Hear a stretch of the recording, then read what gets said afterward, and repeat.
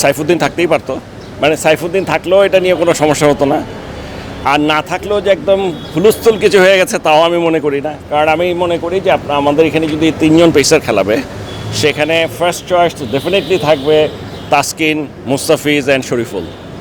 এখানে আরেকজনের ঢোকার সম্ভাবনা খুবই কম, মানে আমাকে যদি জিজ্ঞেস করেন, তবে আমার কথায় কেউ ইনফ্লুয়েসড হবে না ওরা, তারপর আমি বলছি যদি কেউ ইনজুর্ড হয় সেক্ষেত্রে আমার সাথে ওরা নিয়ে যাচ্ছে হাসান মাহমুদকে, আমার ধারণা হাসান মাহমুদকেই খেলাবে।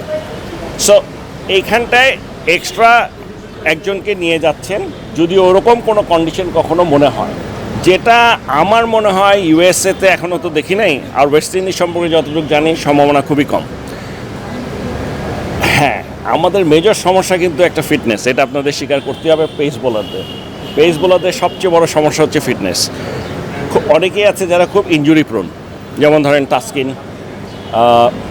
আমি যদি তাসকিনের কথা বলি, সাথে সাথে সাইফুদ্দিনও কিন্তু ইনজুরি প্রোন।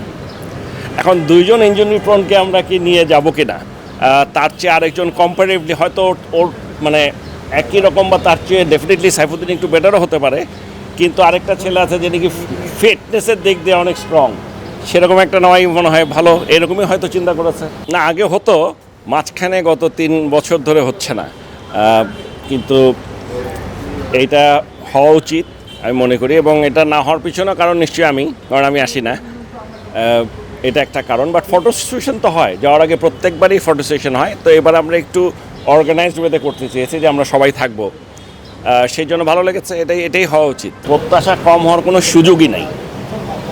আমি যে জিনিসটা বলছি, ওরা যেন ভালো খেলে। আমি হারা জিতা নিয়ে মাথা ঘামাই না, দেশের মানুষও মাথা ঘামায় না। ওরা যদি ভালো খেলে ক্রিকেট, সবাই খুশি।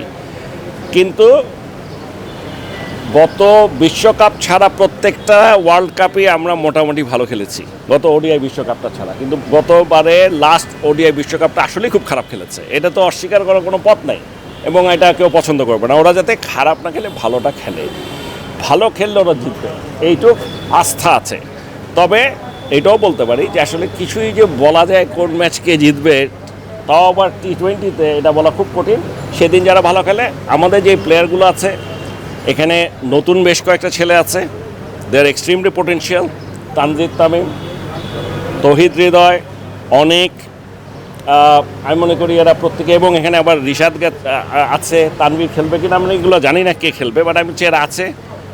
সো এদের পোটেনশিয়াল আছে, এবং তারা ভালো খেলে, না খেললে এই অবস্থায় আসতে পারতো না। এবং আমার মনে হয় এই ব্যাপারে কারো কোনোই দ্বিমত নাই যে এরা যে ভালো খেলতে পারে। এখন ওখানে গিয়ে খেলতে পারবে কিনা এটা হলো বড় কথা। This is number 1। নাম্বার 2, আমাদের এখানে সাকিব এবং মাহমুদুল্লাহ রিয়াদের মতো একেবারে এক্সপিরিয়েন্স প্লেয়ার আছে, এবং ওদের ক্যাপাবিলিটি সম্পর্কে আমরা সবাই জানি। এখন প্রত্যেক দিন ওরা করতে পারবে কিনা সেটাও জানি না, কিন্তু যদি করতে পারে, ওরা যে কারোর জন্যই থ্রেট হতে পারে, যে কোনো টিমকে হারাতে পারে। এর বাইরে আরও আছে, যেমন ধরেন আপনার সৌম্য সরকার আছে, লিটন দাস আছে। সৌম্য সরকার,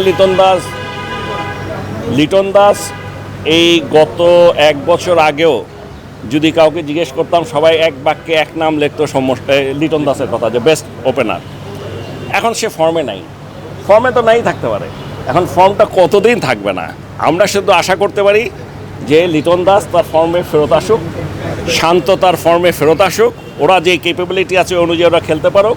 এবং সৌম্য সরকার খেলবে কিনা আমি জানি না, যদি খেলে ওর মধ্যেও বিরাট পোটেনশিয়াল আছে, একটু ইনকনসিস্টেন্ট, ওই দিনটা যেন ভালো খেলে, এই তো দোয়া করতে পারি, এছাড়া কিছু করার নেই। যদি ভালো খেলতে পারে এরা, ডেফিনেটলি আমার মনে হয় ভালো করবে।